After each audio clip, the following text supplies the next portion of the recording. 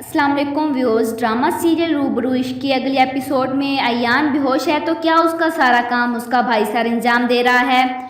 बहुत गहरी चाल चली है इसने अलमीर और सलवा को अलग करने के लिए। जानता था कि केस अब उसके हाथों से निकल जाएगा तो सबके सामने अलमीर का भाई बेगुनाह साबित हो जाएगा और उसके सारे किए पर पानी फिर जाना है।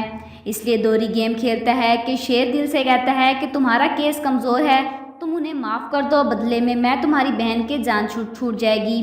और इधर अलमीर की बात से कहता है कि अपने बेटे की जान छुड़ाना चाहते हो तो उससे एक शर्त है कि सलवा को तलाक दी जाए। और बेचारा अलमीर ना चाहते हुए भी तलाकनामे पर साइन कर देता है और अपने भाई की ज़िंदगी बचा लेता है। इधर अयान साहिबा को होश आ चुका है, लेकिन ज़ुबान ने अभी बोलने से इनकार किया हुआ है।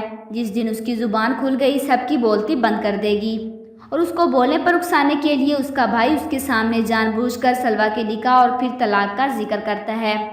अयान के साथ हुए इस सारे हादसे का जिम्मेदार सलवा को समझते हुए अपनी माँ से कहता है कि मुझे सलवा पसंद है, मैं इससे शादी करना चाहता हूँ, आप इसके घर मेरा रिश्ता लेकर जाएं। बेचारी सलवा पहले कौन सा सुखी थी जो मज़ीद दुख देने के लिए ज़िंदगी ने उसका साथ वहाज के साथ लिख दिया है।